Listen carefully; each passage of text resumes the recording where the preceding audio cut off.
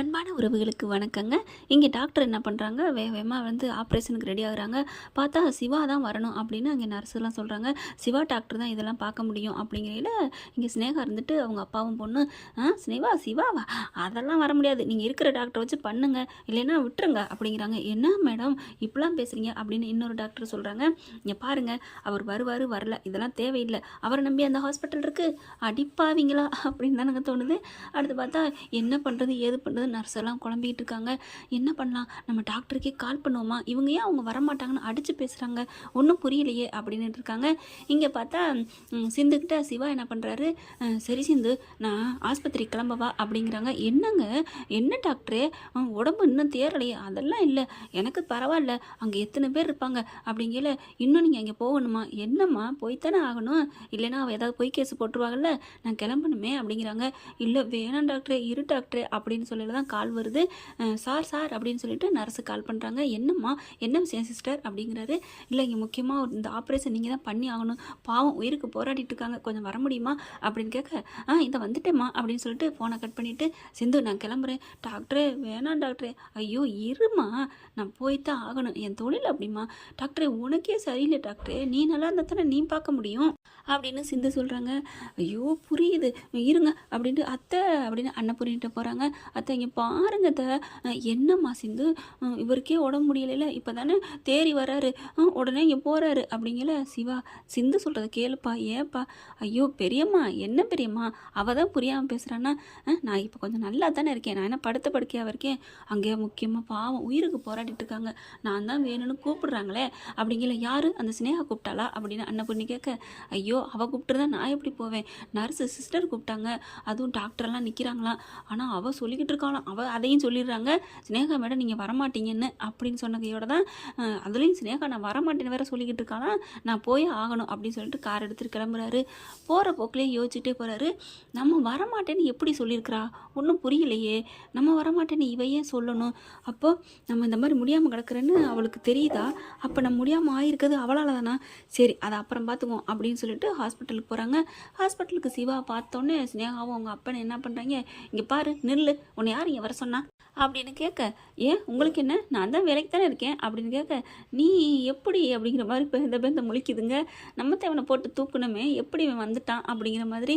இங்கே பாருங்க நான் ஒரு உயிரை காப்பாற்ற தான் வந்திருக்கேன், உங்ககிட்ட பேசுறதுக்கு வரல அப்படின்ட்டு போயிடுறாரு.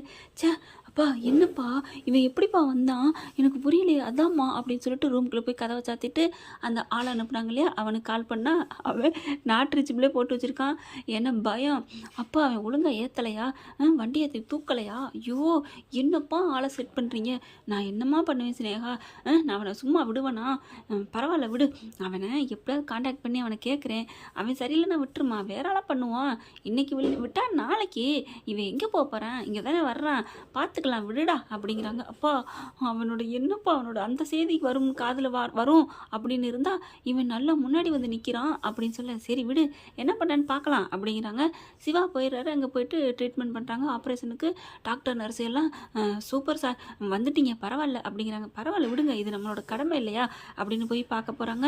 அங்கே பேஷண்ட்டுக்குள்ளே அவங்க அண்ணன் தங்கச்சி உறவுலாம் இருக்காங்களே, அப்பா அம்மாலாம் எங்கள் பிள்ளைய எப்படியாவது காப்பாற்றி கொடுத்துருங்க அப்படிங்கிறாங்க.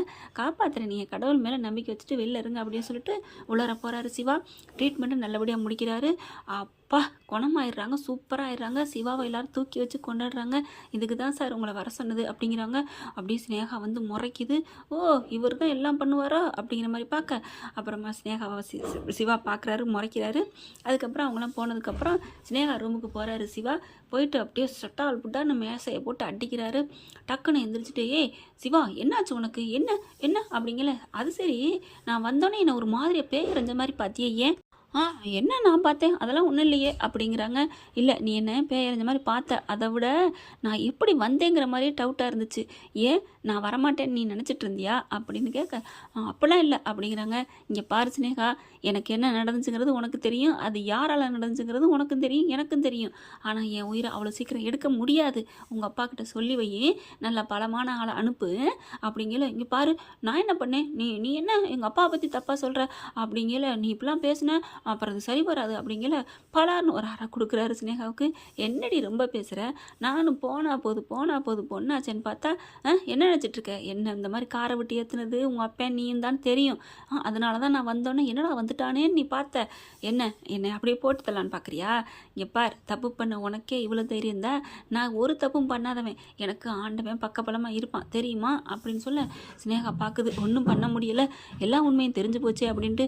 இருந்தாலும் அப்படியே கீழே விழுந்தாலும் மண்ணு ஓட்டலைங்கிற மாதிரி, இங்கே பாரு நான் அப்படிலாம் இல்லை அப்படிங்கல அவங்க அப்பா வந்துடுறாரு. அவங்க அப்பா வந்தோன்னே என்ன என் பிள்ளைய மிரட்டுற, ஏன்னா அவர் வரையில் கரெக்டாக கழுத்தில் வச்சுறாரு, கையை அப்படி தூக்குறாரு, வச்சுக்கிட்டு நீ பாரு என் பிள்ளைய விடு அப்படின்னு சொல்லிட்டு அப்படியே பயங்கரமாக வர. என்னடி என்ன நினச்சிட்டு இருக்கீங்க அப்பனும் மகளும், நீலாம் ஒரு மனுஷியா?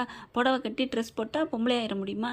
பொம்பளைன்னா பாசம் அன்பு கருணை வேணும், அதுவும் டாக்டருக்கு அதை விட வேணும். எதுவுமே இல்லாத நீலாம் ஒரு மனுஷி தூ அப்படின்னு சொல்லி காரி துப்புறாரு.